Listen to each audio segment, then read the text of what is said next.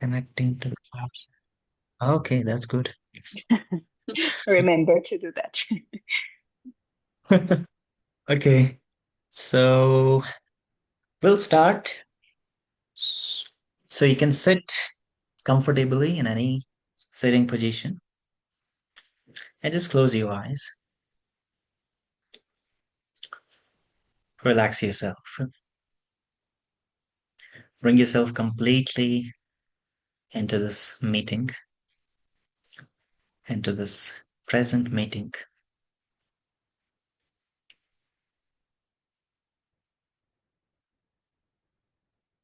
Relax your abdomen. Make sure there is no tightness to your belly.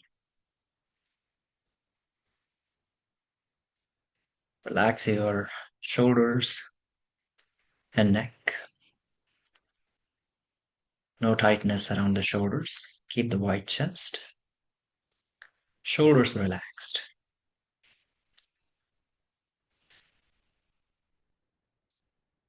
Relax your face muscles, especially the forehead one. No tightness to your forehead, to your eyebrows. If you're moving your eyeballs, relax them.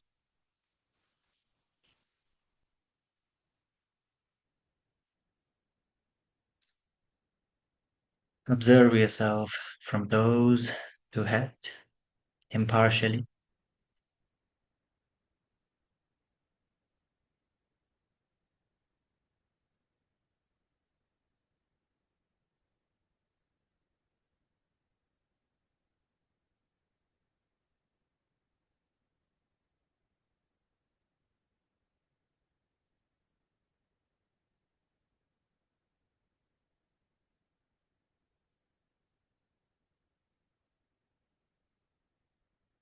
And start rubbing your palms.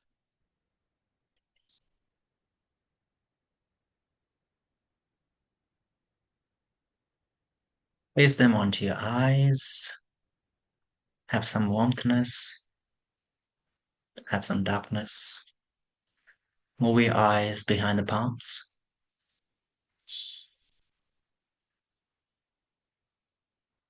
And namaste to all of you. Okay, so somebody said that yoga is 99% of theory and that 1% of, 99% of practice and 1% of theory. So people took it very seriously. They went on doing a lot of practices without knowing the theory behind it. That's why we are here. That's what the objective is. Like 0.1% or 1% looks very small in front of that 99. But I would say that 1% is required for me to know what to practice in the name of that 99%, right? So we require theory. And for that, I'm gonna share my slide to you.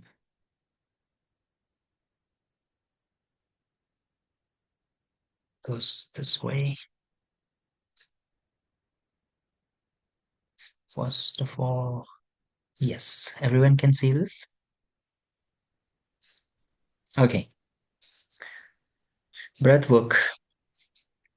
Breath, the word breath is a grossification of prana. Prana is the subtlification of breath. So they would both complement each other. So in general terms, we say breath.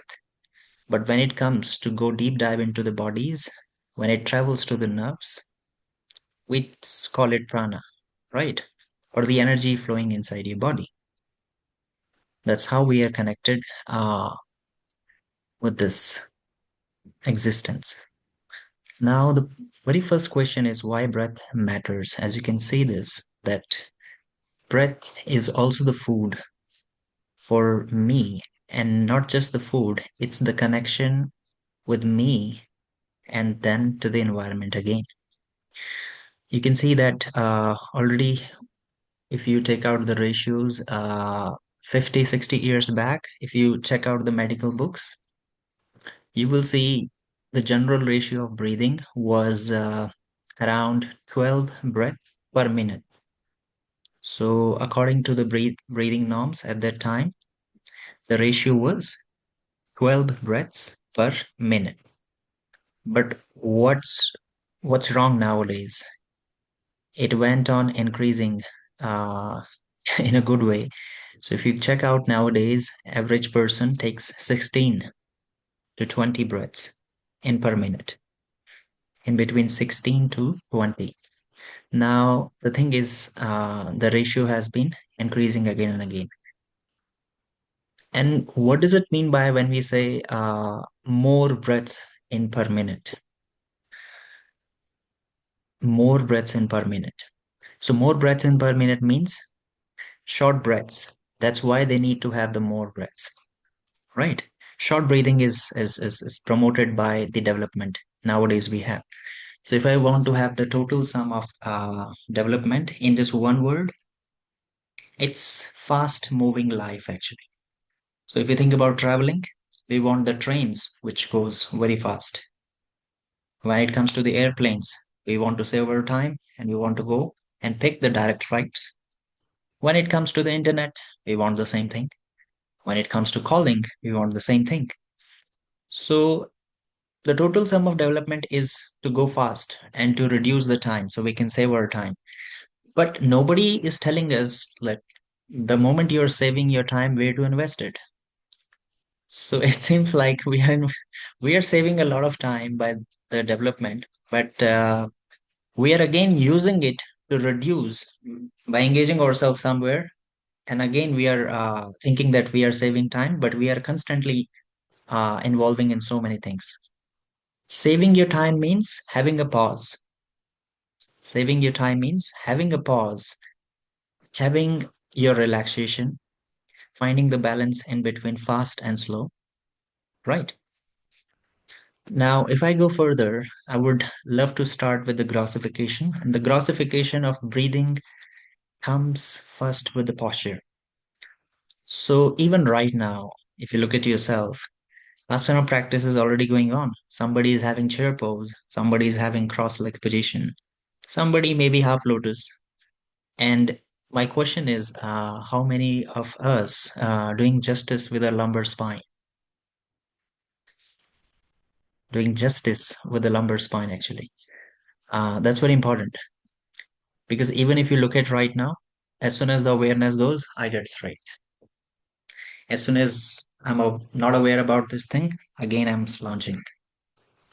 Now, if you look at this picture, the skeletal system, why I'm not showing the muscles here?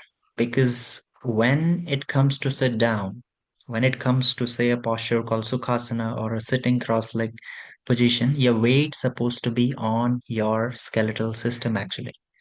So if you look at the spine is resting on the pelvis, and pelvis gets rested on the sit bones, and your legs are crossed, so legs are also down close to the gravity. So less gravitational forces there. Like the thing is, the more I'm high, the more force is there. The more I'm lower, the less pressure I get. But the question is, the moment I lose my posture, if I'm leaning forward, it's gonna pull me forward.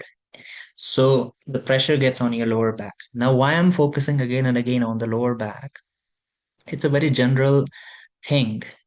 It's a very common sense that anytime my lower back, my natural curves are not there into the spine, something happens.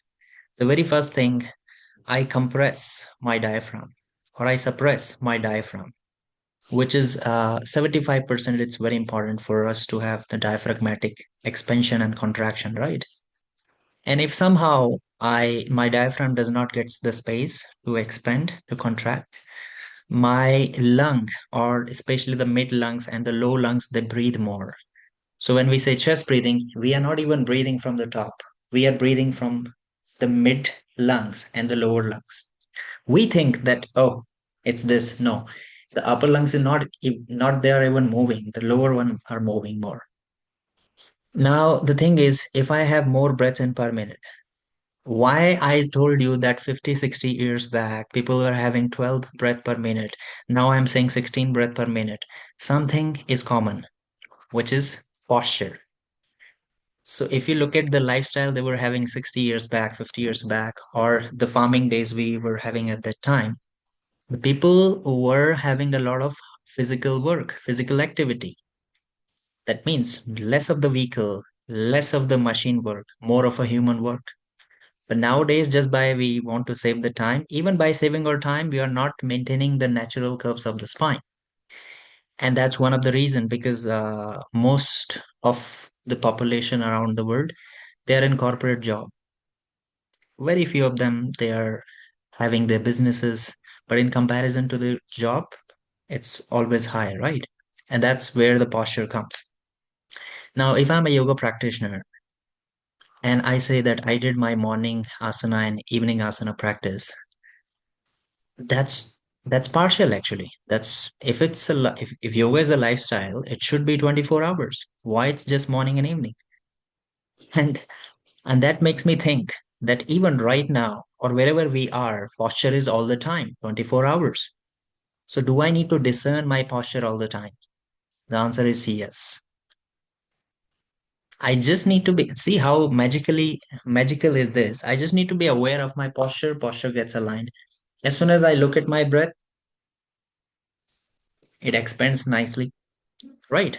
So wherever my awareness goes, even if I look at a question, the answer comes. So wherever my energy goes or awareness goes, my energy flows in that direction, my concentration flows in that direction, right? I want to add something here that we all have so many definitions regards yoga, right? I would add on whatever you have in your kitty and just hold on into it, not to accept, not to reject. I would say yoga is more of a redirected practice, or it's an art of redirection. So yoga means union, right? And the person who does not do asana and all those things, does that mean they are not doing yoga? They are also in union with something else. So somebody is united with their job, somebody is united with their business, somebody is united with uh the posture they have, or somebody they are united with so many things. I just need to redirect myself from one point to other point, like the neuron connection happens, right? So there is no point to say like let's begin. You're already connected. You're already in union with something else. You just need to shift it. So let's say a night party or sleep earlier. You just need to redirect from here to there or here to there to choose one. So with whom you are willing to unite it with? That's a question. Now, gravity supposed to be in your favor as I say that you are with your cross leg. Now look at this joint reaction and forces. We all know that cross legs are required, and so many people they are in a great urge to have the lotus pose or to the knee twisters. So you can see that there are two main points. One of them it's your hip, one of them it's your knee. Now the rotation needs to come from your hips, not from the knee actually, or I would say very less, very mild from the knee. But most of the people they're lacking with external movement of the thigh, external movement of the hip. And one of the case you can see sciatica pain, like the outer hip is very tight, you know, because these things are very lacking nowadays in our practices or in the daily movements. Because generally the movement is happening front and back of the legs. Very few of the time we open our legs as a general lifestyle. Like we cross, we move front and back, but never ever or very few of the time the transverse is happening, rotation is happening. Because of that so many people they have a great urge to have the advanced poses, like one of the poses lotus pose, and they get hurt on their knee actually. So because of too much of knee rotation and very less of the hip movement, so this needs to be there. If they are not capable to make the lotus, we can go for the simple cross leg, or we can simply sit on the block, or we can do a modify, but try not to force yourself. So how do I know that I'm forcing myself? Anytime I get pressure on my knee, especially the inner knee, that's a sign. That's a sign my ligaments are overstretching right now, right? So I must focus on my hip. One of the technique I want to share to you very generally. So if this is my leg, what do? We do the hip flexion. We don't go for the external rotation. We just hold our ankle and we just, so look at this. I'm holding my ankle and I'm bringing more movement from the knee and less from the hip. What is required? First outward rotation or the external rotation of your thigh, and then you catch your ankle and then you place it. It's just a key point. So most this is one of the common mistakes. People just hold it and they just grab their ankle and they just place it like that. If you're flexible, it's completely fine. But the safest way is to have the proper external rotation first, and then you fold your leg. Right. So this much is required. Then we need to also know about the range of motions. Uh, as we know, if you remember, frontal plane, sagittal plane, transverse plane. Now, these are the range of motions of the body. Like there is a question like in how many directions body moves. So this is a total sum of all body movements. Either I'm gonna move front or back, which is your sagittal. So divide your body to the right and left, right? So just like think of two walls next to you. Either you can move forward or you can move backward. The example of sagittal plane can be sun salutation, like the Surya Namaskar we do. It's just happening front and back. You move your leg back, you take your arms up, and all those things. Forward bend, backward bend. Frontal plane, divide your body front and back. So think of any triangle pose, think of any side bending pose where we, so now think of two walls. One is in front of you, one is just behind. You can move side to side.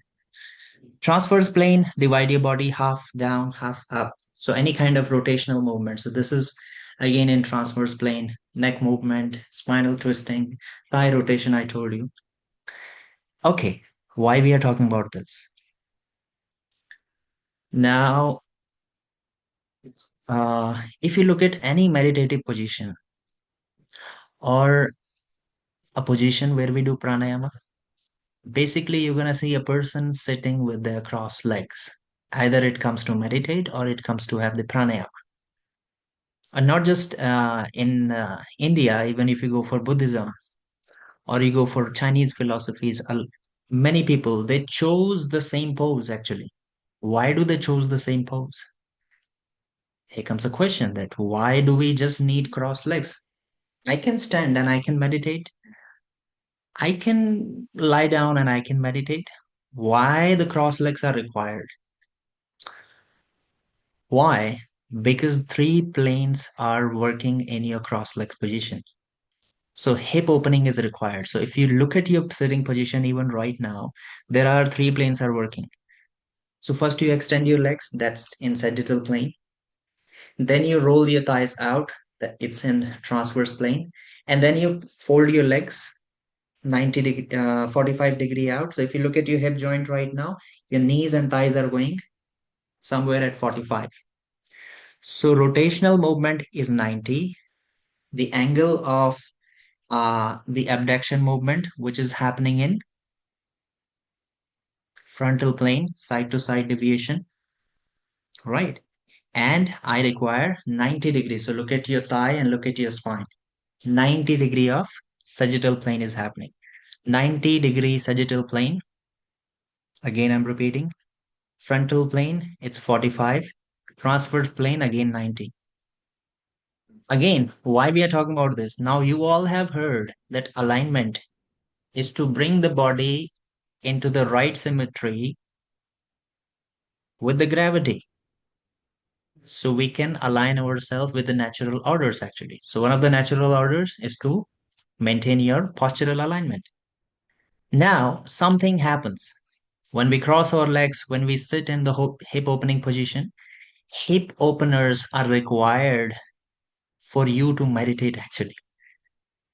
So I went to have kinesiology. I think you have heard of it. Kinesiology. This is a stream of study where you can study emotions and your muscles. Like today, nowadays, you can exactly pinpoint which muscle and which emotion. Like people say, I had some tears. I did some hip opening classes. It's not the full story actually. So we'll talk about it more. But hip openers are required. Why? Because something happens to your brain. Now, whole of the body is in the mind. So each muscle has a corresponding center with the brain, but especially the pelvic region or the hip muscles you have, which is also connected with the root center. So that is the basement actually. So in your brain, we have the childhood memories or the traumas we had in our life, the early days. They all are stored in the basement, and we call it unconscious mind, right? So when people do hip openers, what happens? Something happens to them. They're gonna have weird dreams. They're gonna see their childhood memories, maybe in their dreams, and maybe they're gonna have some relief, some relaxation. So people say, especially in teacher trainings, Rishikesh with many people, all the time it happens. They come and say, "Hey, after 1 week, something weird is happening. Why am I having the dream of my childhood or something else?" So those things pops up. So the basement gets clear by you. So this is a prerequisite for me to clean my basement, and meditation is going to be there. Is a state of mind is going to be there. It's like the same concept. If you reduce the stress, concentration is already there. Concentration is not there because the stress is too much. It makes sense? Okay, we go further. Now look at this. Primarily muscles, the diaphragm and intercostal muscle. Intercostal muscles, the ribs muscles we have, the external intercostals, which is outside of the ribs, and internal intercostal, which is on the inside one. And sternocleidomastoid, one of the neck muscle we have, scalene, we have one of the again neck muscles we have. If you just contract the front, this is you can see. Now, why I'm talking about these things? You may have heard that yogic breathing, they always say clavicular breathing. What does it mean by that? Clavicular breathing. My bones does not breathe. Why they are saying clavicular breathing? Because there is a muscle called scalene muscle and sternocleidoid. They are connected with your collarbones and the ribs till here to the cervical to the zygomatic. So it wraps this way, right? Now look at the postures we have nowadays.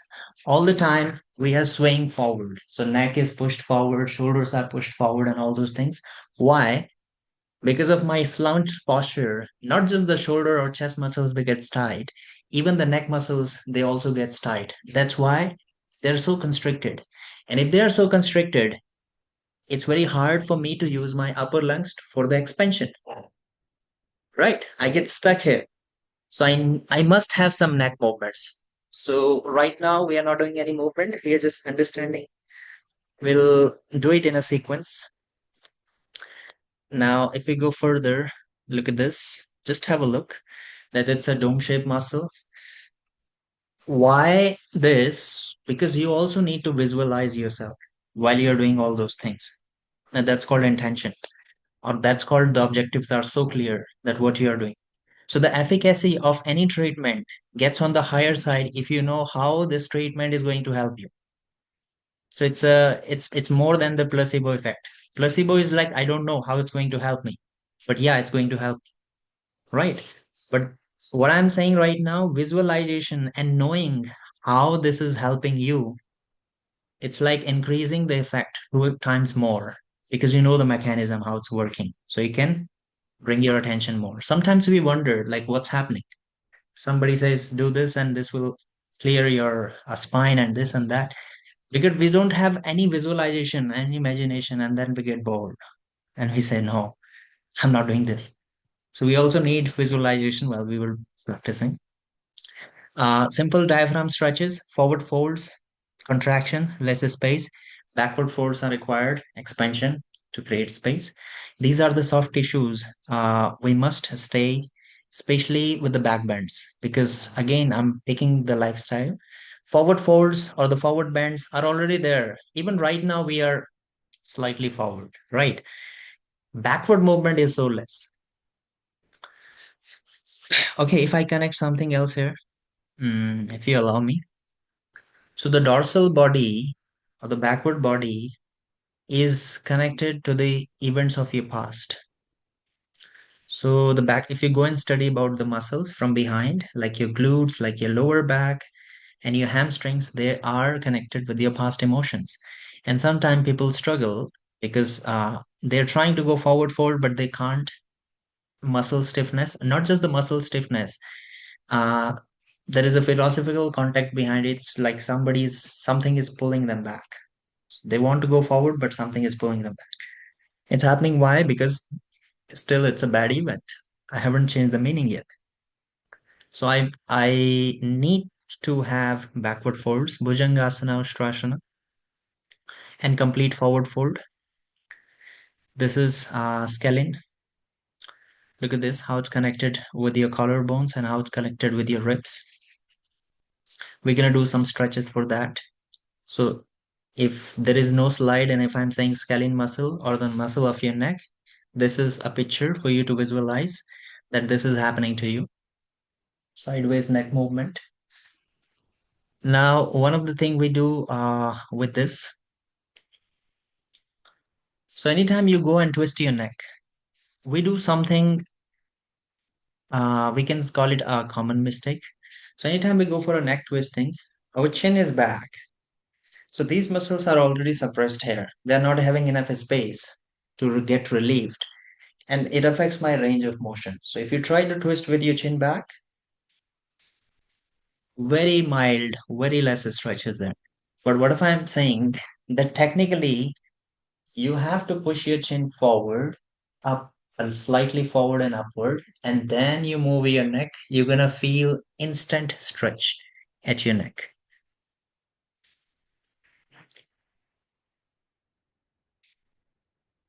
right? So just remember this whenever I say neck movement. Now transverse abdominis. Most of the times we ignore this. This is a core seat belt of you, which is supporting your lower back. So we need to appreciate this muscle. This is so important. So anytime we go for side stretches, it's pulling my ribs down and I'm pulling my arms up. So I'm opening my ribs from both of the side. And I think you must have felt it in triangle poses or any side bend poses. So this is also required before we go for breathing. Intercostal muscles, external intercostal muscles, they usually expand with backward folds, forward folds. Again, the same thing. Spinal twist, they also help them. Okay, Janleti, I think you all have done this, like the nasal cleansing, which is required. First of all, you need to look at the sinuses there. Two of them at the top, two of them to the side, and two of them downward. Now, in the daily life, we have a lot of dust, a lot of pollution, which gets stuck to my nasal mucosa. I need to clean this out with the salt water. Salt water doesn't absorb by your mucous membrane, so it helps to clean the dust very clearly. But not just this, if you look at this, let me show you this. The production of nitric oxide is so important for a human being.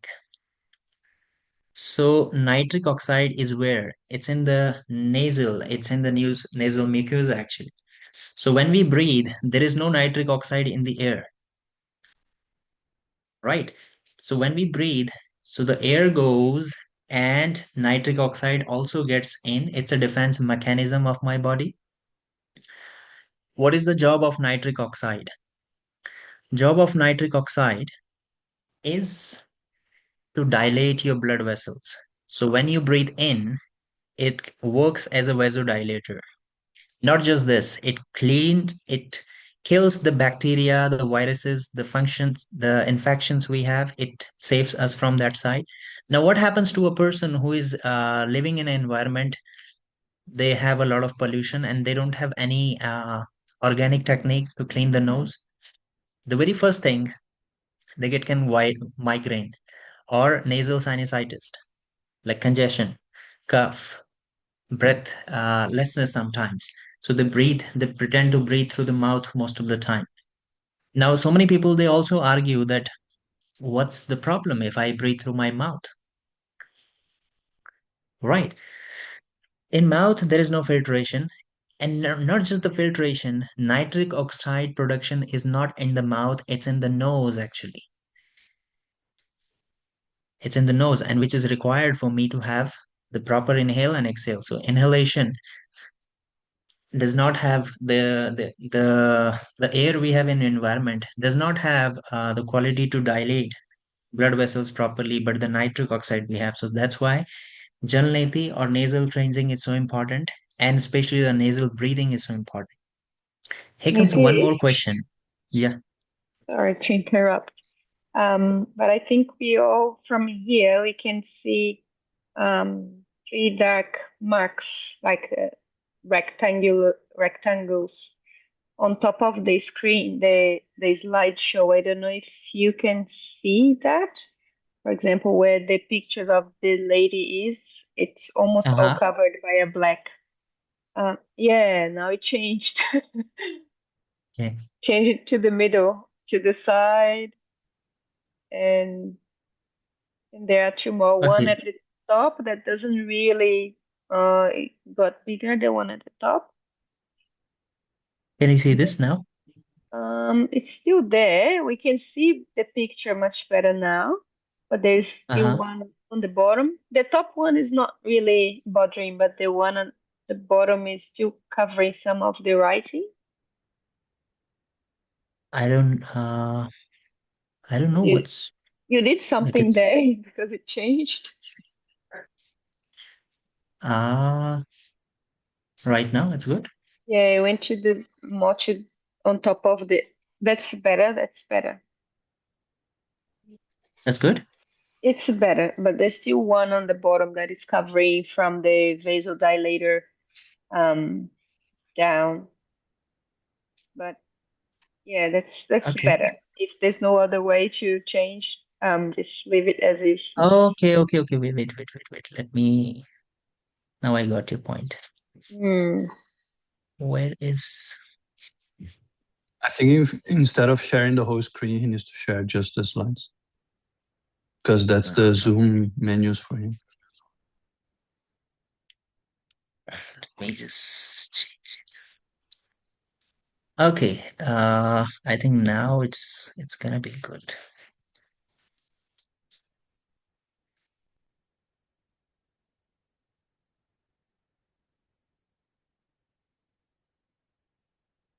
Okay.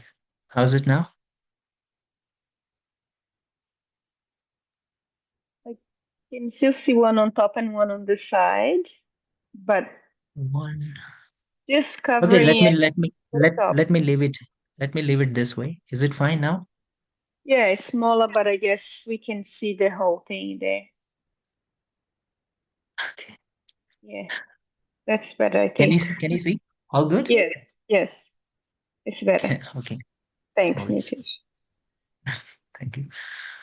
Okay, so I forgot where I was. Yeah, let's go further after this nasal thing. You were talking about the gel netty, and you were going to say, and there is one more question, but then I interrupted you. Oh, I was in a Cleansing flow. the, yeah, cleansing Mm, the nasal cavity. yeah, there is a question. The question is, the question is, people, okay, let me ask you a question. During your practices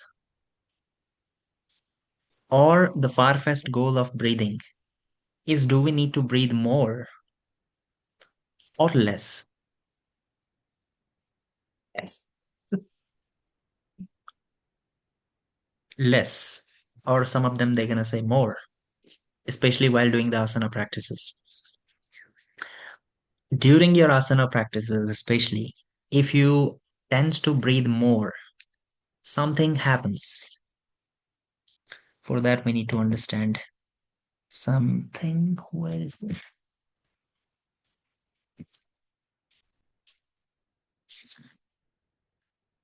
So now we are jumping a little bit to the next slides where we're gonna talk about Bohr effect a bit. Science. Okay, this one. Yeah. Can you see what's written there? Yes. Okay. So anytime there is a higher number of CO2 in my body, something happens. The very first thing we need to appreciate carbon dioxide, that we all the time we say that oxygen is so important, oxygen is so important, and we have ridiculed the carbon dioxide. But I would say that because of carbon dioxide, the oxygen is going to release for we to have cellular respiration. Without carbon dioxide, there is no cellular respiration.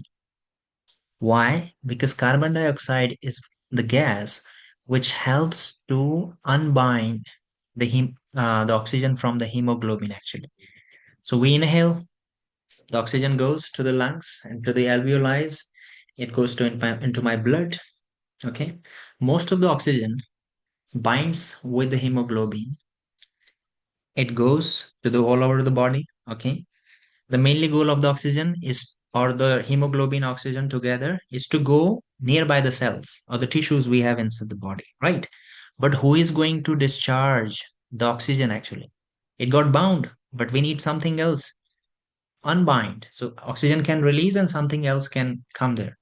So carbon dioxide is one of the gas which helps to release the oxygen molecules from the hemoglobin so they can go to the tissues of your body and we can have cellular respiration. And the waste is again carbon dioxide. Okay, this much is fine. This much is good. Okay. Now, anytime there is higher number of CO2 inside the body, the blood becomes acidic. So the pH level of our blood, it totally depends on the carbon dioxide, right? Anytime there is a higher number of carbon dioxide in the body, the blood is going to be very acidic, lesser than 7. Now, if it's going to be less than that, something happens. What is that something? Oxygen is going to release and the blood is going to be pH, the acidic body has to do something to maintain its homeostasis. Like if you're not aware about your breathing and your posture is this, and all the time you're not exhaling properly, and there is a higher number of CO2 in the body, and oxygen is finding it hard, like there is less oxygen. First of all, oxygen got released, but now there is no space for that. Body has to do something. Now, if I'm not aware, unconsciously, what happens? My brain gets into the sympathetic activation. It's in the emergency mode. So either have you felt it sometimes?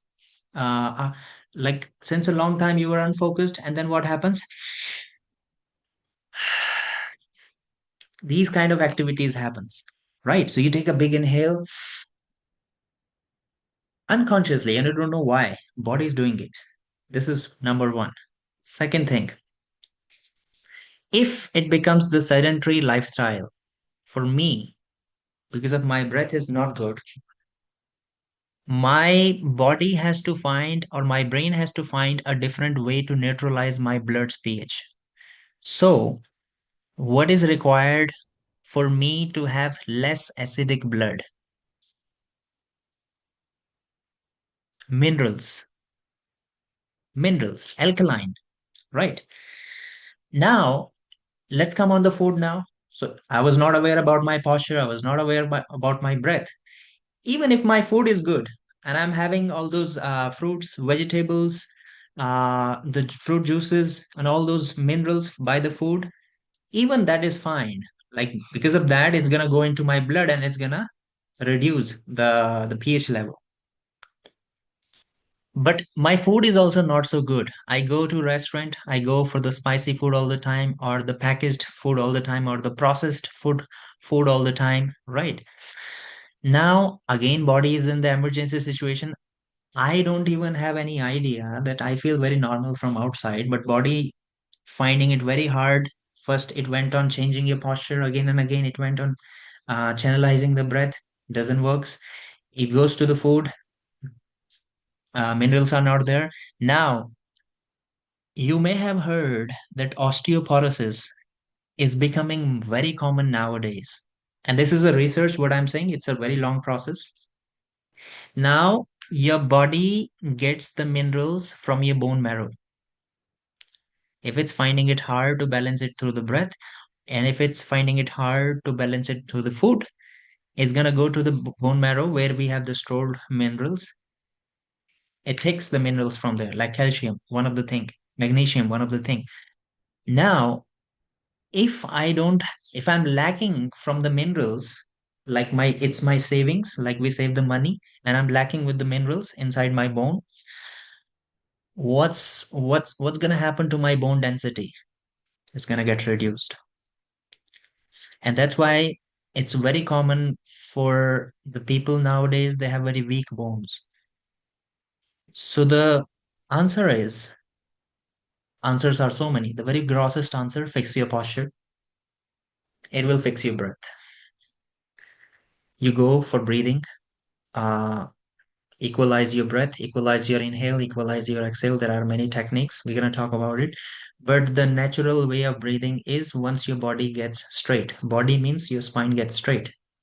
That's it. Second thing, do we have enough minerals in our meal? We need to go and check. And that's why I think we all have heard that the alkaline water or the black water nowadays it's selling very costly, especially with the celebrities. You may have seen like on their hand all the time there is a water bottle which is very costly. It's actually the alkaline water. So they pay a lot to keep their body alkaline, not to get too acidic because their lifestyle is too hectic. This is again their doctors, they recommend them. Okay, we'll jump a little bit into the waves.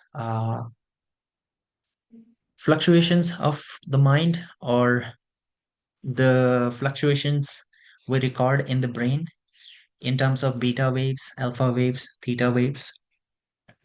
So think of the connection. Anytime you get angry, you get confused, you get stressed, fast and shallow breathing happens. So anytime, so you can actually check based on your feelings, based on your breath, which kind of brain wave you're triggering, and it can change. Okay, think of it. You go for the exam, and somebody says, "Oh, you got failed in the exam," because you were already confused, you were already too stressed, and somebody said you got failed into the exam. So that was an information you don't want it. It came to you, you got very sad, instantly beta waves, too much of stress, too much of fluctuations. Now that the same person told you, "Oh, I was joking," you got fast. You get happy and you get straight and you expand yourself, right? You get relaxed. So you the step down of the same brain wave now. So you're gonna go to the alpha wave. So what I'm trying to say here, your brain wave changes based on the informations you have right now. And in general life, we call it mood. Like she's so moody, he's so moody. So right now I'm feeling very happy, but after some time I get low. Okay, so breath is the bridge in between your mind and body. So if we can balance the breath, we can balance these two things again. Now, anytime you get angry, fast and shallow breathing. Anytime you get sad, longer exhalations, down posture. Anytime you're happy, expansion, deep breathing. So they change. And this is a self evaluation for me to know that if I'm having this posture, which kind of breath is there and which kind of brainwave is there. So, is there a possibility for me to provide myself a new stressor and fix all those things? That's called self sustainability, or your ability to regulate the regulator. It's your ability to regulate the regulator. So when I say something, and I will not talk about it, I will leave it in your mind. You must write it down and just leave it in your mind. What I'm going to say is Am I having thoughts or thoughts are having me? Am I having thoughts or thoughts are having me? Just hold it as an object and keep it in your kitty. Let's see, whatever the answer comes. At the end, we'll talk about it. Right. If we go further, these are some breathing points. Now, the very first one, as you can see, the natural breathing. Just by observing your breath, you go for natural breathing. You just need to fix your posture and you just keep looking at your breath. Like I told you in the beginning of the class, relax your belly because these are one of the important things where we don't focus. So, most of the times, it's a study that most of the times the abdomen is, if you are under stress, the abdomen is also under stress. That's why we call it gut brain. So if you relax your abdomen and you allow your abdomen to move naturally, it may affect your brain, right? So just make sure that if there is not a real emergency, you're relaxed with your gut, you're relaxed with your belly, you're not compressed, you're just letting it expand. And the relaxation, physical relaxation, might help you with the stress you have. Dirg pranayama, the third part, breathing. Dirg pranayama is deeper inhalation, deeper exhalation. But I want to also clear one point here. You may have heard, if you go to a pranayama class, the people say the ratio is 1 is to 2 ratio. Have you heard it? The ratio is 1 and 2, like 1 inhale and 2 exhale. So let's say 5 seconds of inhale or 10 seconds of exhale. Have you heard of it? Yeah, people say like, okay, 5 seconds of inhale, like 1 is to ratio of 2, and then 4 is your retention. That's very common. But that should not be the breathing throughout the day.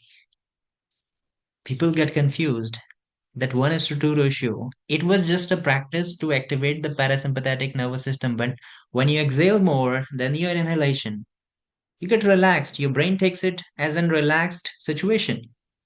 Right. But that should not be throughout the day. Like you're consciously breathing more, more, more. Now think of the same chart we talked about. If there is a higher number of carbon dioxide, blood becomes very acidic. But now, one more case, if there is less carbon dioxide, oxygen will find it hard to release from the hemoglobin. So we can't have the cellular respiration. And that's called anaerobic respiration, like the fast sprint and all those things. Right. Okay. Nadi Shodhan, we're going to talk about it at the end. Nadi Shodhan, because it's a very different term right now, nadis. Brahmri, the humming bee. So the idea is to create the vibration through your throat, through your glottis region, and the vibration affects your whole brain, the facial region. And the idea is to uh, stop the stressors. So five senses we have, like the skin, nose, eyes, mouth, and all those things. We cover this, we cover this, we cover this. And idea is to vibrate more and more that more sound inside the mouth. So it can release some neurotransmitters so I can reduce the stress. Kumbhaka retention.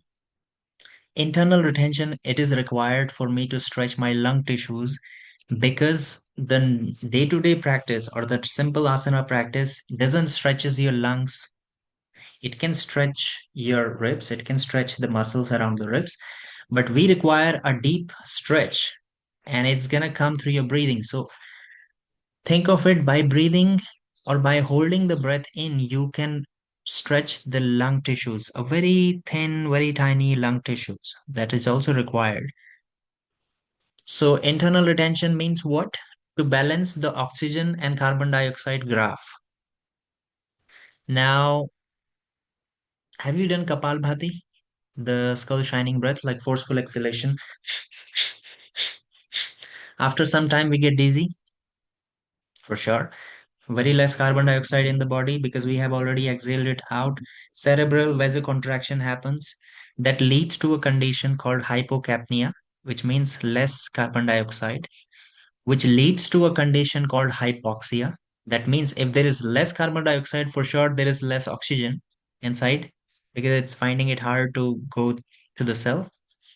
And then it leads to a term called sympathetic activation. Then it leads to a term called emergency situation inside your body. But just think of the people, think of nowadays nicely sitting in our home. No worries, no emergency. We have enough food for the 1 month. We have enough money for the 1 month. But still, so many people are boiling in. They don't even know about this. And that's called chronic stress. They have everything, but at the same time, they're struggling with their own breath, with their own posture. And the mainly thing is, I don't know about this. We don't know about this if it's happening to us. That's why we are talking about this, right? External retention, it is required again to contract my lung tissue. So internal one to expand and hold, so I can stretch my lungs. External one is to have the condition of breathlessness. Breathlessness is to teach the body to survive even with the less CO2 and less oxygen. So right now everything is fine but we are creating those situations in our life. So anytime if it's need to, so I can use it, especially with the higher altitudes, especially when you go and travel. People get immediately sick because there's no breathing practices and nothing like that. But if we can do it at our home, this body is amazing. It has many possibilities. Now, carbon dioxide and oxygen chemistry, that's good. Prana and mind, that's good. Mm,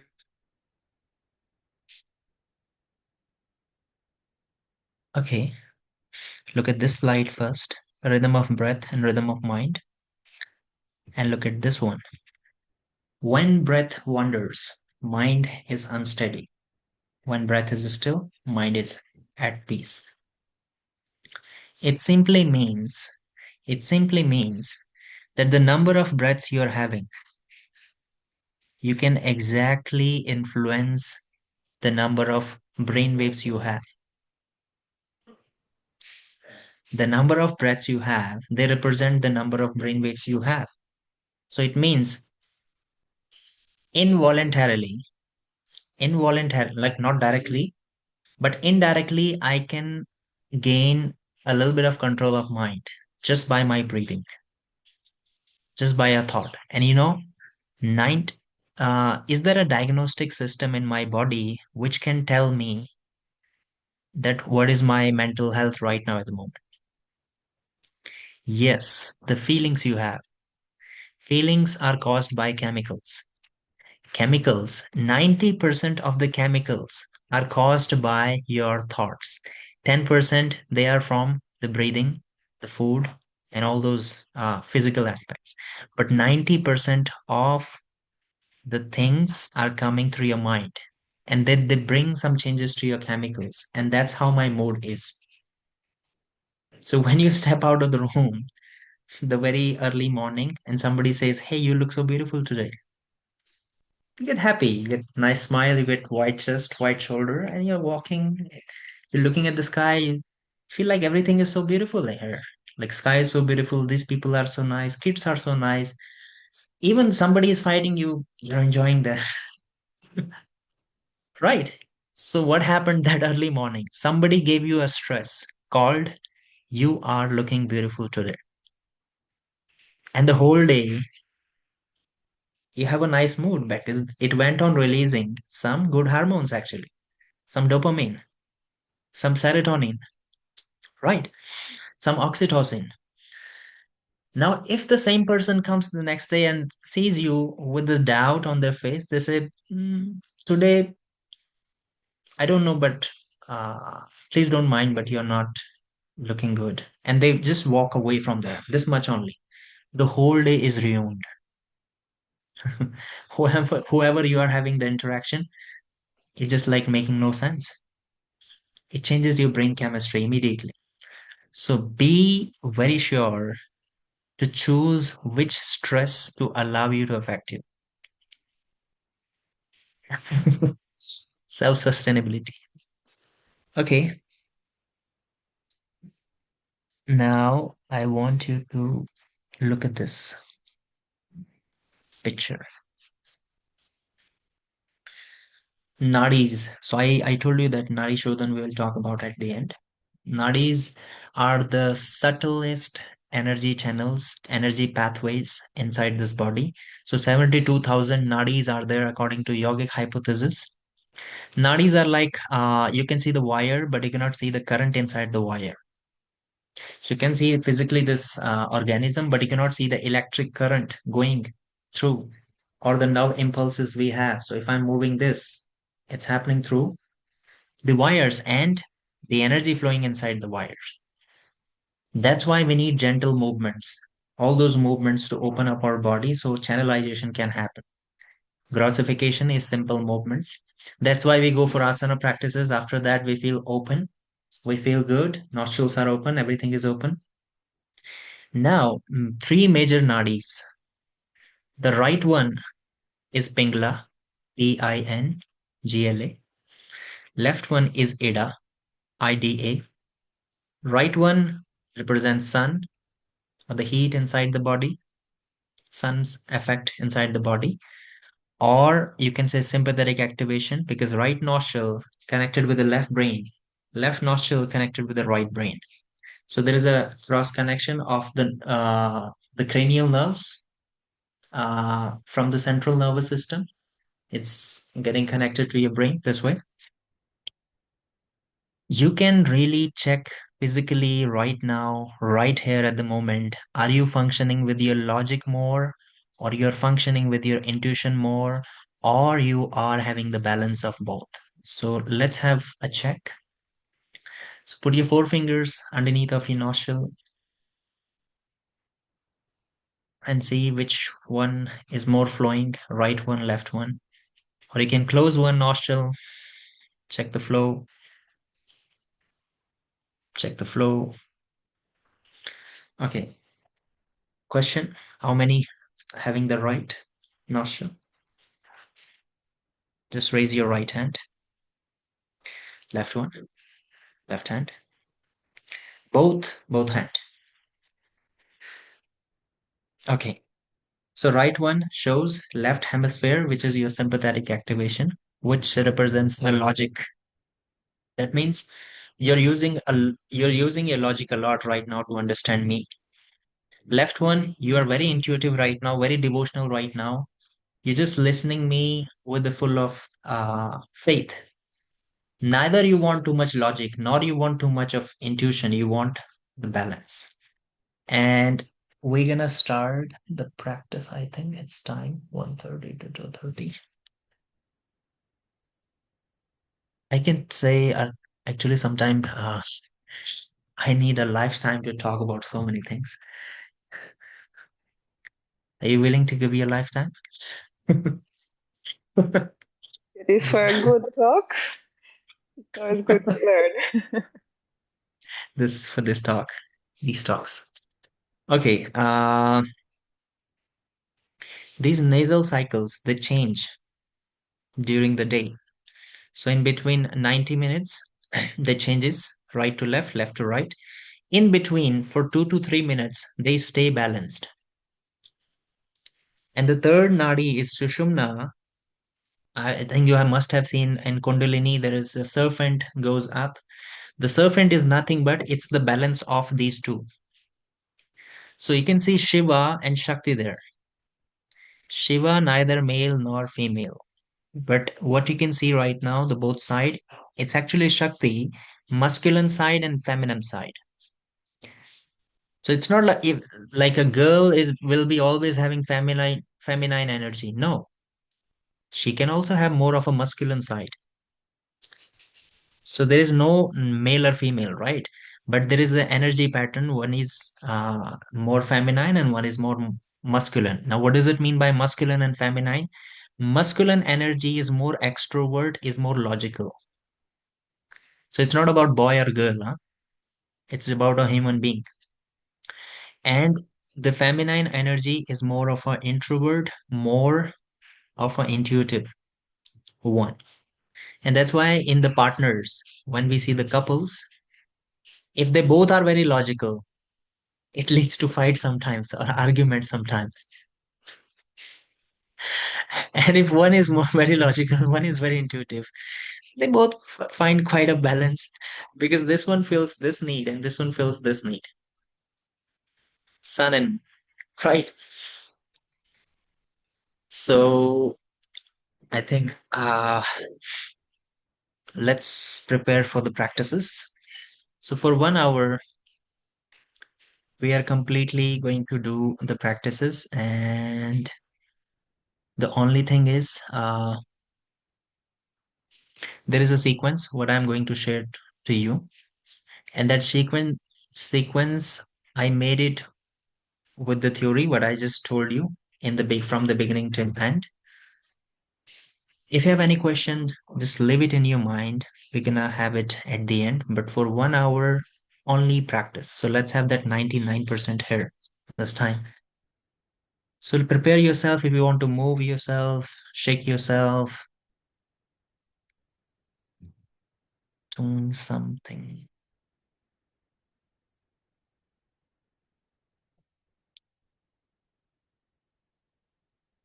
Okay.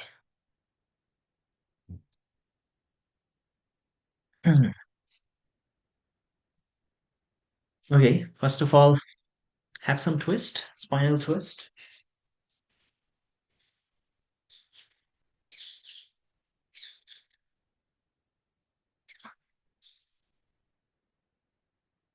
Now have your cross leg.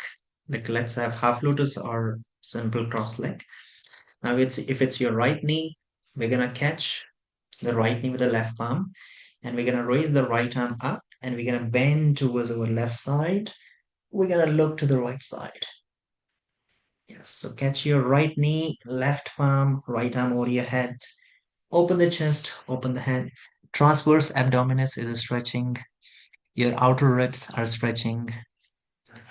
Feel the side ribs. It's in the frontal plane movement right now. Push your right hip down. Keep pulling your right arm high.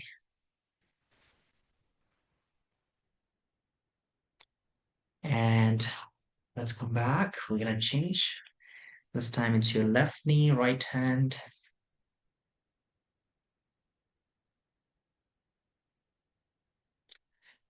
Open the heart. Augusto, left palm facing down to the ground. And try to have a slight spinal twist to open up the chest.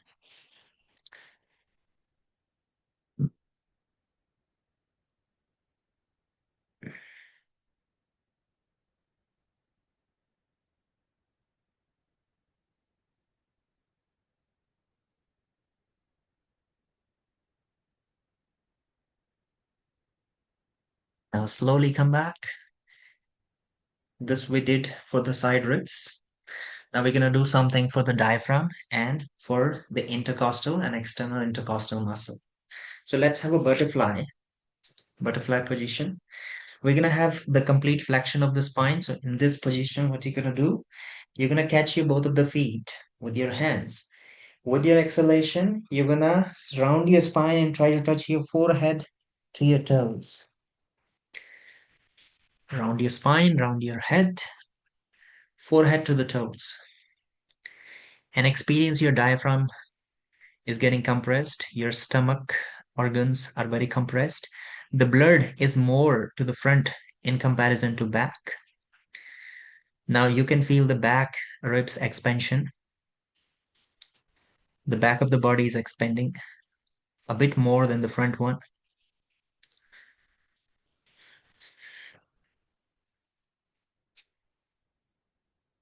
Few breaths.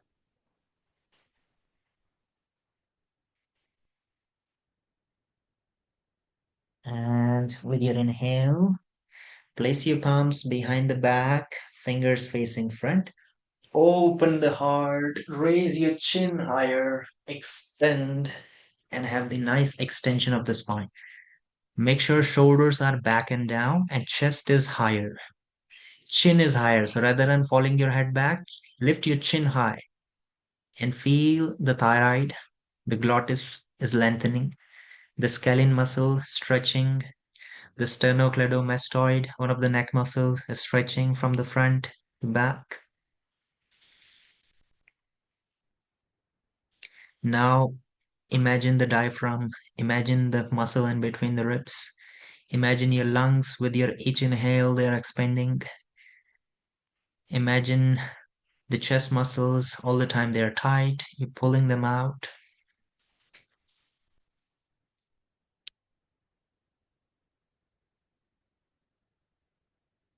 And with your exhalation, release. Okay, now we're gonna have one of the movement. So we have to stand up.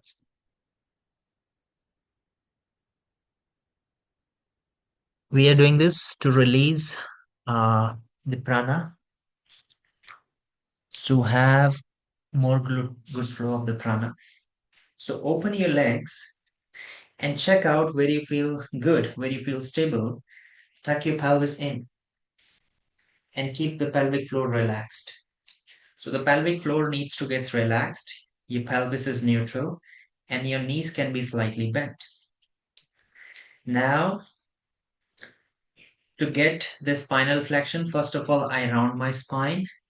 I roll my arms in and I also bend my wrist in and I twist my wrist out and I also round my neck. So rounding your spine, rounding your shoulders, bending your wrist and twisting your wrist out. This is one of the nerve stretch from your shoulder. Now with your inhale, you make your knees straight, you make your hips straight, you make your spine straight. You do opposite with your hands this time. So this time, external rotation, bend your wrist back and try to raise your heels up and raise your chest up. So heels higher, chest higher.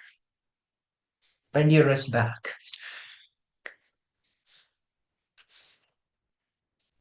Now with your exhale, you micro bend the knees, you tuck the pelvis, you round your spine, you roll your arms, you bend your wrist opposite way, you twist your wrist. With your inhale, you make your knees straight, you make your back straight, you roll your arms out, you bend your wrist back,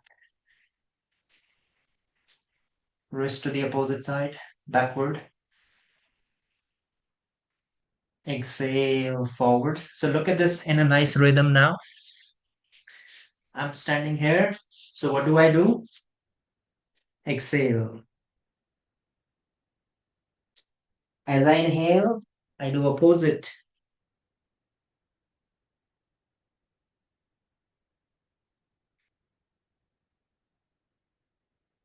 It's the same thing what you did, but in a rhythm.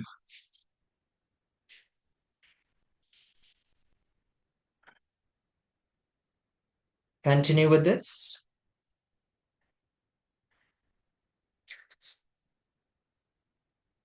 Close your eyes. As you exhale, shoulder flexion, spinal flexion, elbow extension, wrist flexion. As you inhale, spinal extension, shoulder extension, wrist extension, neck extension. So inhale to expand every joint of the body.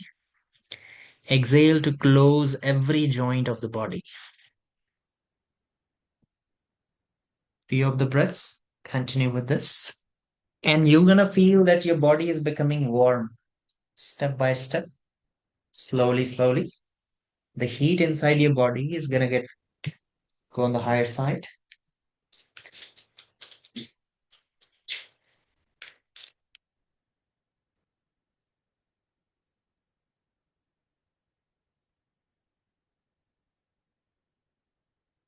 Few more breaths.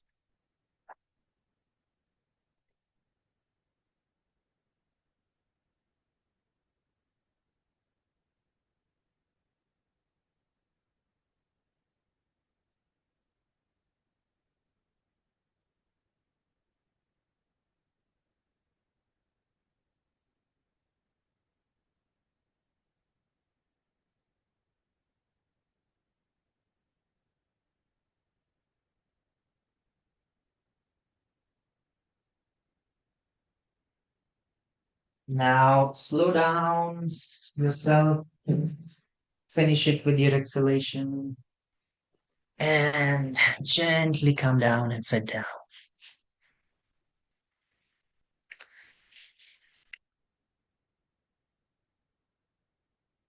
Did you feel warmthness? Yes. You need to understand this, what we just did. If you remember the physics, there is a law of thermodynamics that the energy goes from high pressure to low pressure, if you remember that. So that's the same sun and moon here. So sun side of your body is heat and moon side is your body is moon, which is low pressure. So when you get up and when you do physical activity, you are creating high pressure volume inside your body. And when you go for the relaxation, it goes on the lower side, low pressure volume. And that's what the Hatha yoga is. Hatha, sun, moon, high pressure, low pressure. Why it went on creating the high pressure with the movement? Because there was no pause. Continuously you were having the high pressure all the time. Now you have sat down, so low pressure volume. That's how your yoga class starts. Sun salutation, some intense poses, and at the end, some restorative, some shavasana. Right? We need it to bring more rhythm with the body fluid, more rhythm to these subtle energies. Now we're going to start our sequence. So if you want to move, you want to be comfortable in your posture, just check out. Everything is fine with your hips, with your sit bones, with your diaphragm, with your shoulders, with your neck. The very first practice we are doing for Kapalbhati, which is skull shining breath. And while doing this, you have to imagine and you have to visualize that it's a vasoconstrictor. So in general, we're gonna contract our blood vessels with the good force. So when I exhale forcefully, this is my blood vessels.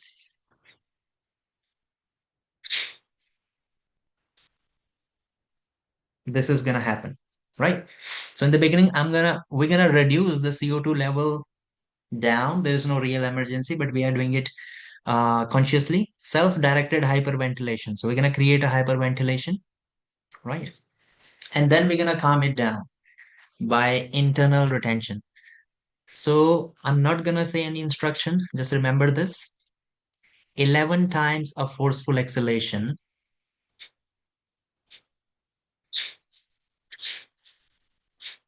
11 times of forceful exhalation.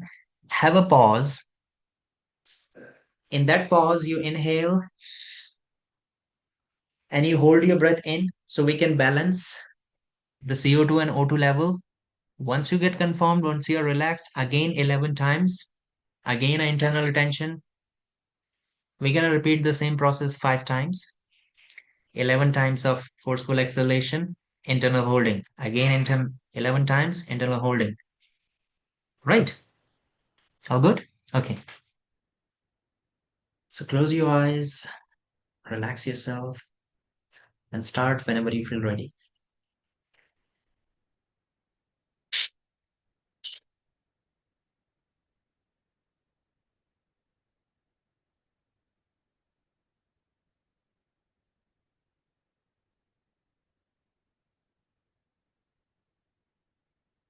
Internal retention, as per as your limit.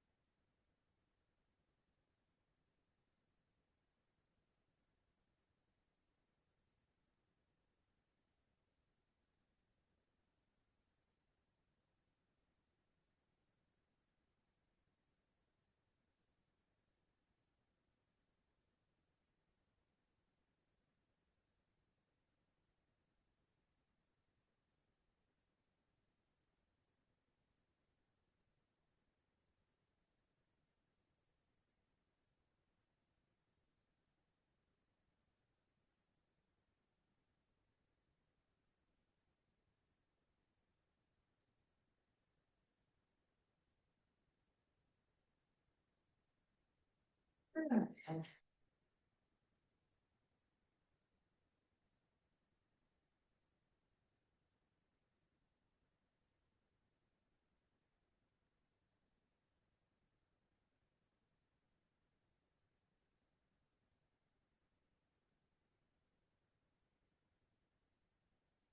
you are done, then start rubbing your palms.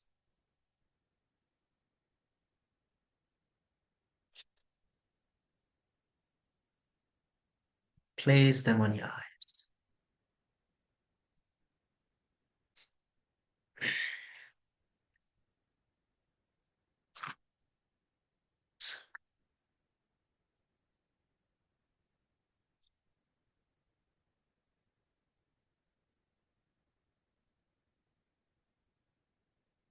Release your hands.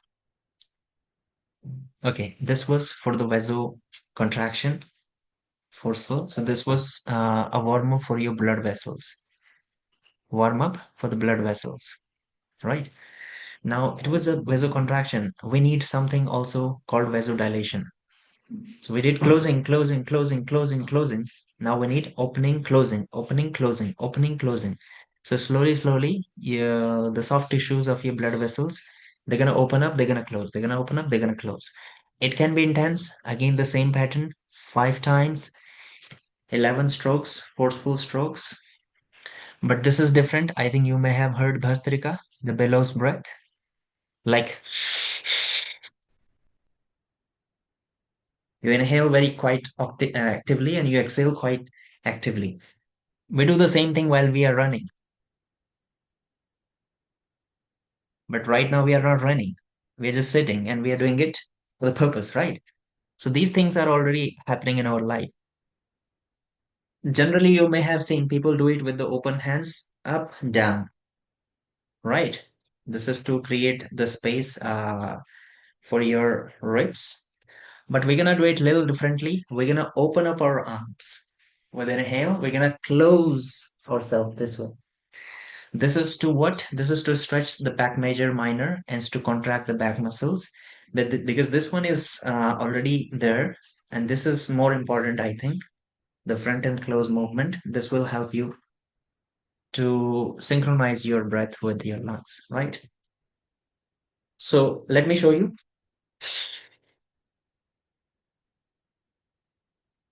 So inhale, complete extension, extension, extension, extension.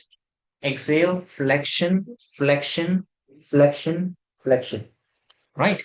11 strokes, then again an internal retention. 11 strokes, again internal retention. Let's start.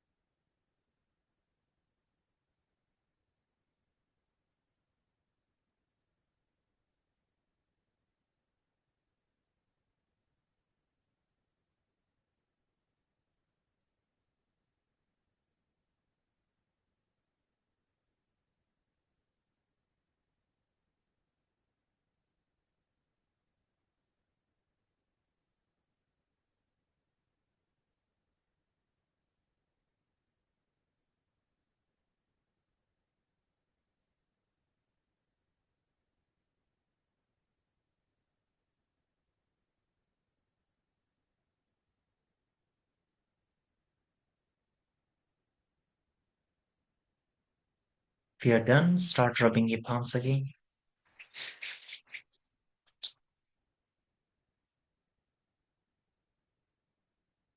And put them on your eyes.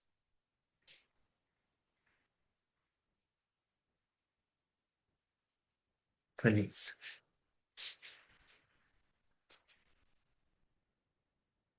Good.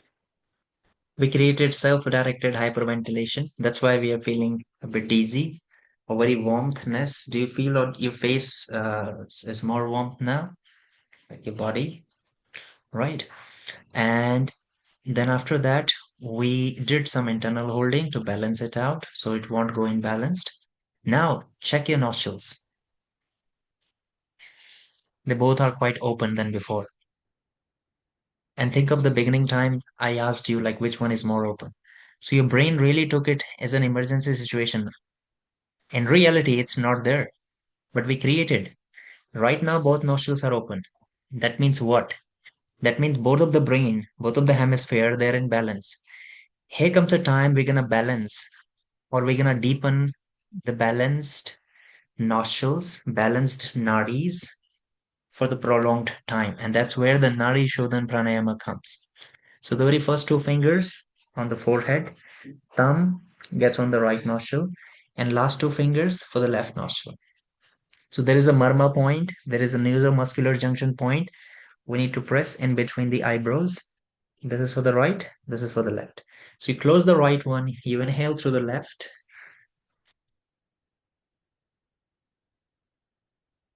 You close the left one, you exhale through the right. You inhale through the right. You exhale through the left. Continue. Inhale through the left.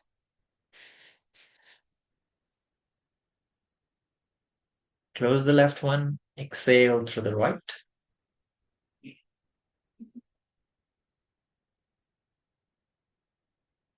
Inhale through the right.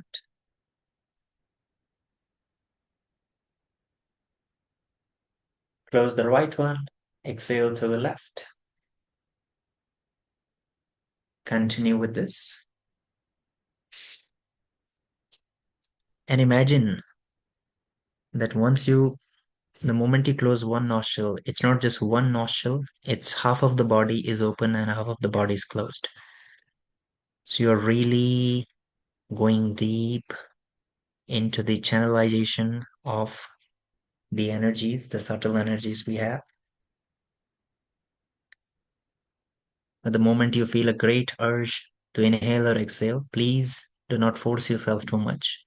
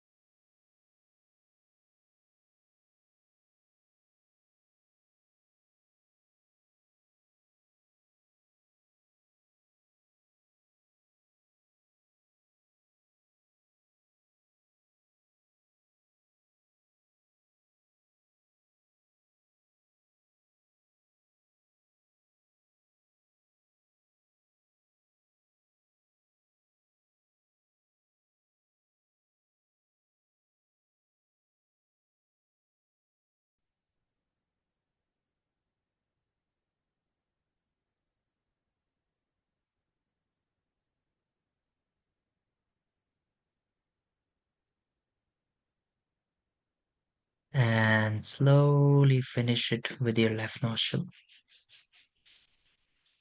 Keep the eyes closed. Observe your breath and count your breath in a minute. So I have the stopwatch. Whenever I will say start, you're gonna just count how many breaths you're having, and I will say stop whenever it will be 1 minute. So just keep looking at your breath for a moment.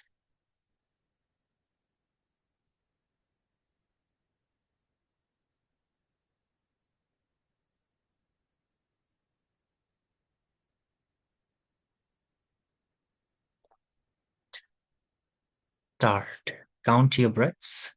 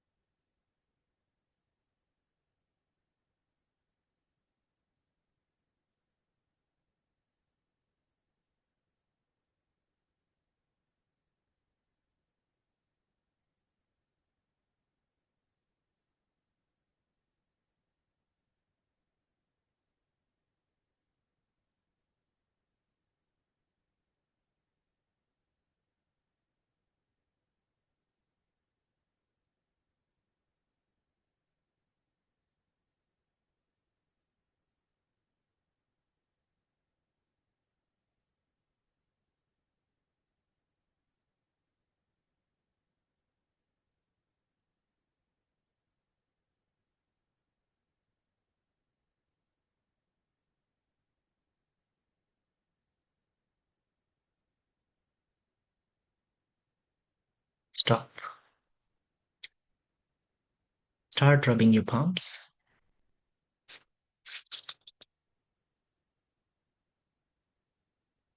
And put them on your eyes.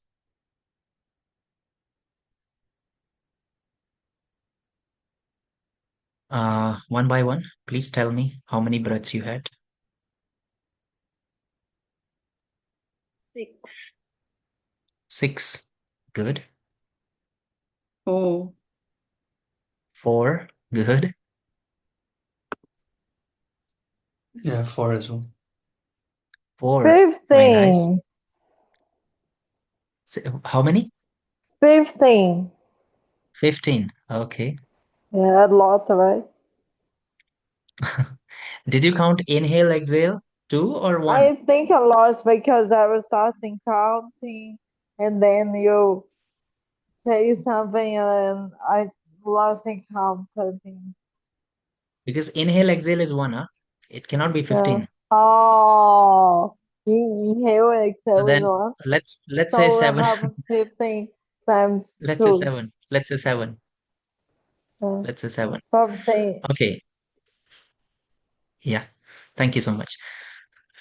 4, 3, 6, or 7. You know, I told you something in the beginning. The breathing rate represents the brain waves, if you remember. So if you're having the breath in between 4 to 6, you are falling under into theta waves, like subtlest one. Theta means you are having a good space in between each breath. That's why it's less, right? And we require the same space in between one thought and another thought. Same fluctuation, brain waves. Just because of too many brain waves, too much of fluctuation is there. That's why the confusion is there. And that's why there is no space. We can't process it. So can we bring the space in between the breath? And can we bring the same space in between the fluctuation, the brain waves? And can we have a better processor? Yes. So that's why I told you in the beginning, the people who were living farming life before, they were having around 12. Nowadays we have 16 or more, nearby 20. So many people. They don't have space. All the time, one, tuck, tuck, tuck, tuck, tuck, tuck. So many things. Okay, that's good. If you are less than 4, like Anna said, she's 3, that means one step more down. That means you were very focused, you were very relaxed, which is very good actually. But this is just for the right now at the moment, right? This is not constant. So you can really go and check during the work, during your job, how many breath rate you have, how much of breath rate you have, or while relaxation, while sleeping, how much you have.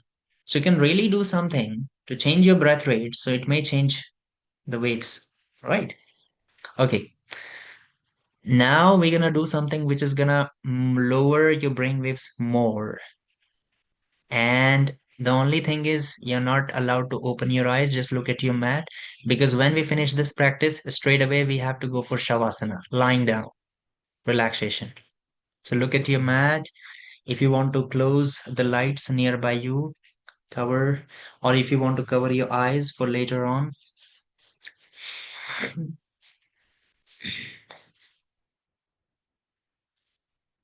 Okay. So this is called Brahmari Pranayama, humming bee, the mo sound from your glottis. And if you look at this breathing, like you have to inhale and then like a bee, it goes long. So that the more longer sound you have, the more longer exhalation you have. And the more longer exhalation you have, the less breaths you have. And the less breaths you have, or the more exhalation you have, that leads to the parasympathetic activation. That means more relaxation, more subtlification of the relaxation, you can say. Let me tell you some of the things. We close the ear with the thumb, so that means no sound from outside.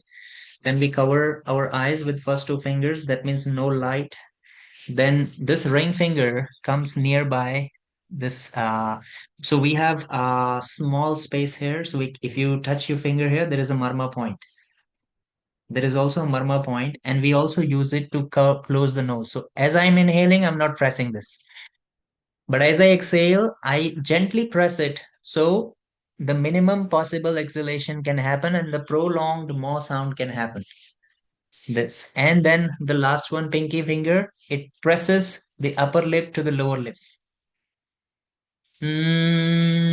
So there is no possibility for air to go out of the ear, to out of the eyes, to out of the mouth. Only a little bit from the nose. Okay. We're gonna do it 21 times. If you think in between that you're too relaxed, your hands are too tired, straight away go in Shavasana. But if you can complete, that's also nice. Okay, let's start. How many times? 21? 21 times. But if you in between you feel that your hands are very tired or you feel very relaxed, you can go for Shavasana.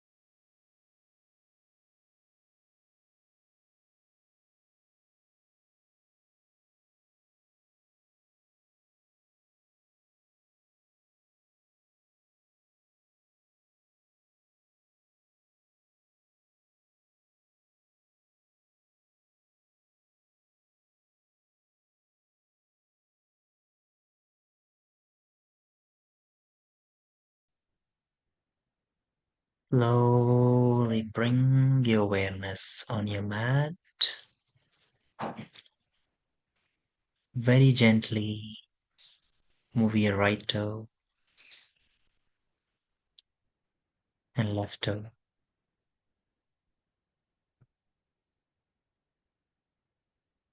Right hand fingers, left hand fingers.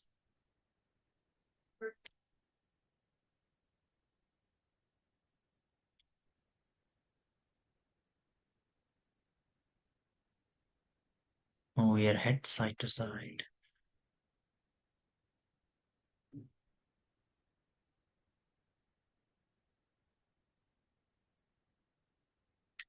And stretch your arms, stretch your whole body.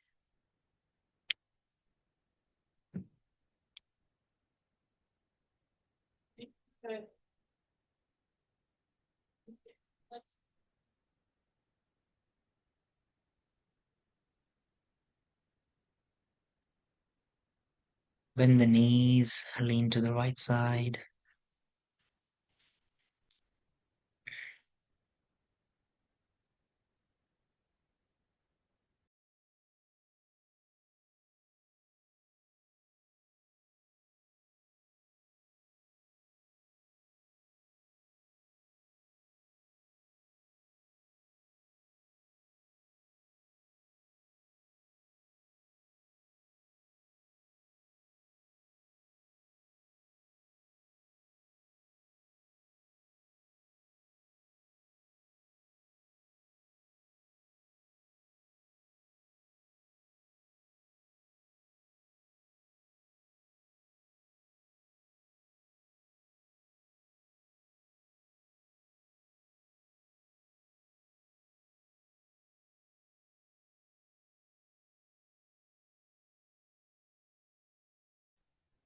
Gently push the floor, come back with the closed eyes to sitting. Keep your eyes closed, keep yourself relaxed.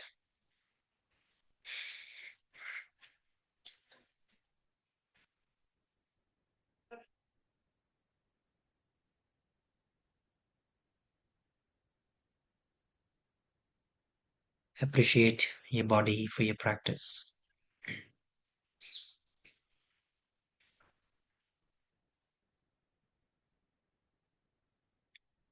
Appreciate yourself from your toes to head.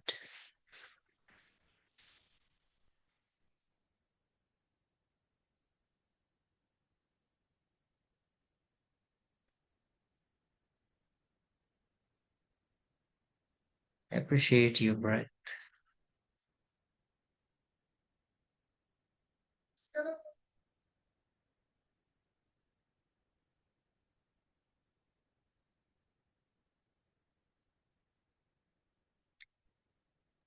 Word of appreciation to the people around you. A lot of appreciation to the environment you have. Appreciation to the Mother Earth.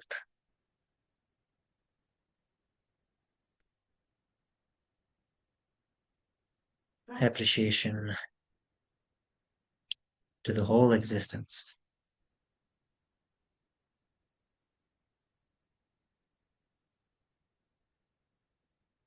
Start rubbing your palms.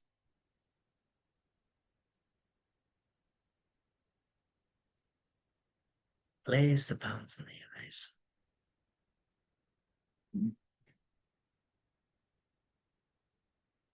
To your whole body.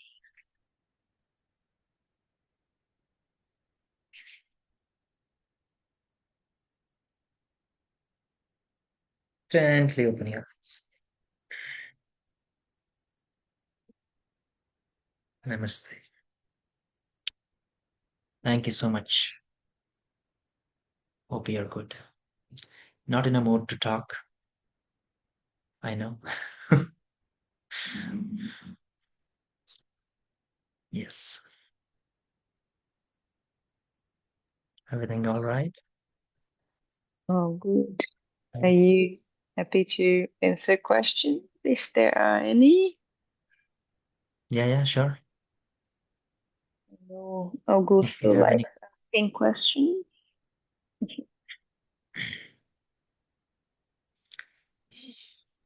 I actually have one question, Nitish.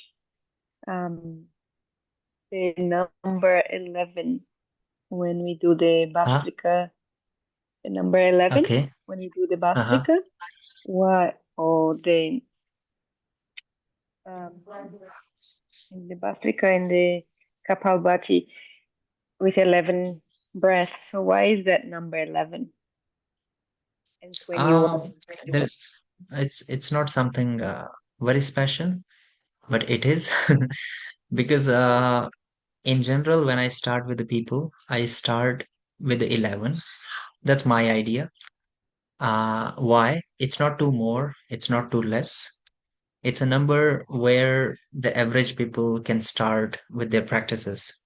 And I also observed kind of similar ratios with some books, like one of the book from Shivananda. So this is the beginning, and then we can transcend this to the 21 because these if I just take 15, 16, the 11 looks a little nice because 11, 15 on those things, these sometimes psychologically they looks weird, but 11 looks oh achievement. After 10, one step ahead, and then again 21, 31, 41, something like that. So yeah, it's just like to start your practice from. I think Deborah is asking if she can't Yeah, sit yeah. down, if she can lie down. I think to do the pranayamas, probably can she do them um, lying down? uh Lying down I would not prefer. Why? Because when you lie down, your stomach organs, they gets flattened and the diaphragm gets less space to expand. So when you're sitting, the stomach organs are pulled downward. So there is a space in between you and your diaphragm.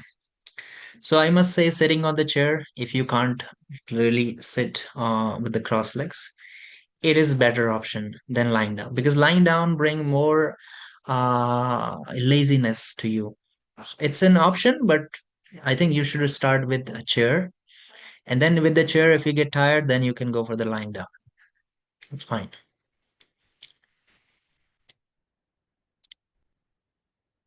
Yes. I have a question. Hmm. For this last exercise, I don't remember the name, but what's the, can you hear me? Yeah. Brahmari. Yeah, it's humming bee, right? Yeah. What's the like evolution of the exercise across the 21 series? Evolution, it's like it's 21 is again, don't get stuck with the number 21. No, 21, no, uh, no, it's not the 21, but why you're progressing on the exercise throughout the several breathing? uh, What's the evolution of the exercise? evolution, like you're asking the result at the end. No, how it progress, how it changes. Progressing. Uh, I would say in terms of your exhalation, it's gonna be more deep, more slow. And I would say the sound it's gonna get more cleared. So it affects your vocal cords actually. So in the beginning, the voice can be a male B, but we need to go more subtler than that to a female B. So if you check out in the books, also they have mentioned like there is a male B sound, and there is a female B. So the evolution can be from the broader sound, strong sound, to the subtle sound, so it can affect more, and that you're gonna feel the changes. The another evolution in terms of your the vibration you have in your brain, you it gets less possible for you to think. So whenever you feel stressed, especially before you sleep, because people complain like I can't sleep and all those things, the mainly reason to not having a sleep is a stress. Like so many thoughts are roaming around. If they are not there, it's so natural and spontaneous. So if you do this before you're sleeping, or if somebody does this, this might help them with the refining their thoughts at this minimum possible level. And this is also good for migraine, the people. And this is also good for the sinusitis. Like this also vibrates these regions, the facial regions of you. And it also helps you to clear the nostril, the nasal mucosa we have. So these are the things mainly at the gross level in terms of evolution, I would say. Yeah. Nice. Thais, you look very calm. Do you have any questions? No, I was gonna ask the same question about the 11. Yeah. 11, I just took it because Yeah, since no. I started teaching, I found I was thinking like what to choose, like the beginning thing, like 5, 10. So I was like, if I say 11 to them, at least they will do 5 or 10. Mm.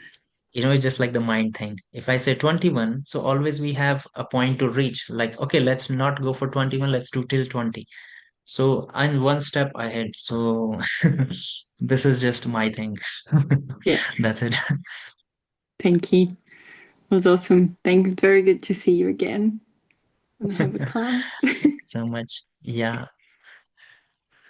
Can Anna? I ask, would you Yeah, sure. generally do all of these breathing exercises together in Hmm. a row, or Yeah. would you sometimes choose to just do one or two? It depends. Like this was the sequence based on the theory we had.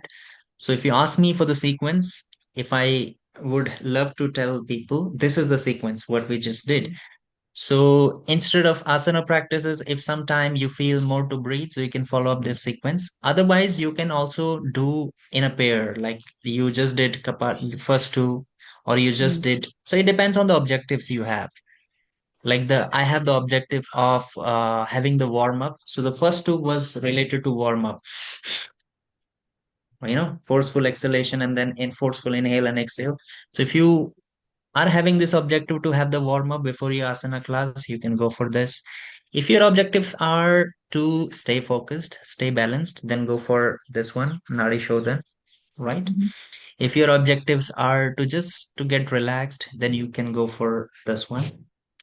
Hmm. So yeah, depends on your objectives. Otherwise, you can also follow up the same sequence. That's completely fine. Yeah. Thank you very much. Sorry, my video camera stopped working. I haven't been able to get it back on. But I No really worries. enjoyed you. Yeah, at least we can listen you. Yeah. We can see the excitement you have. That's good. Thanks. That's good. Okay, guys. It was very nice to see you all together. Thank you very much, And Nitish. yes, thank you so much. People I who have see just the one more recording. question.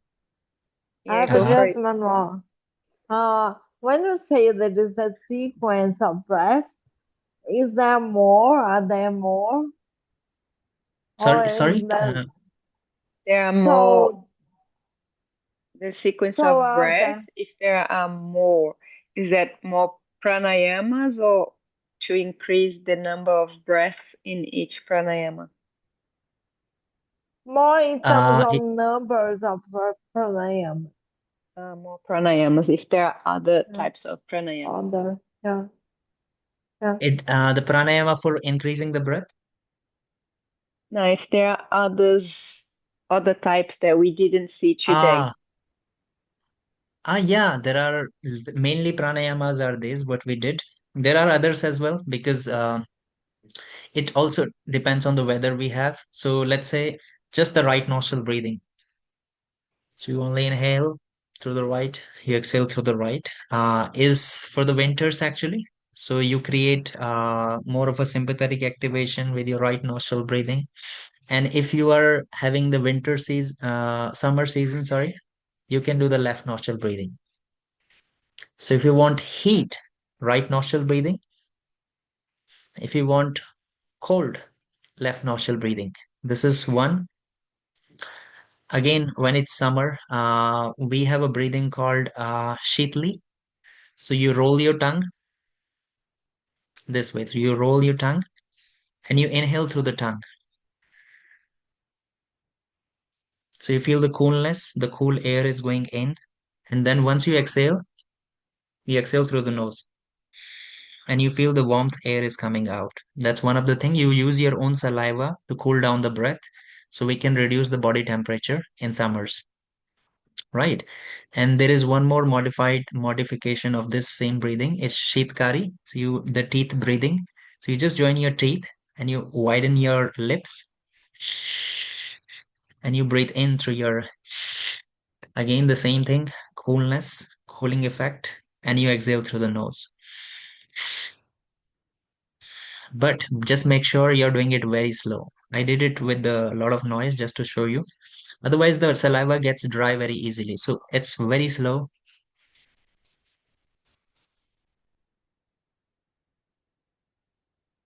This one.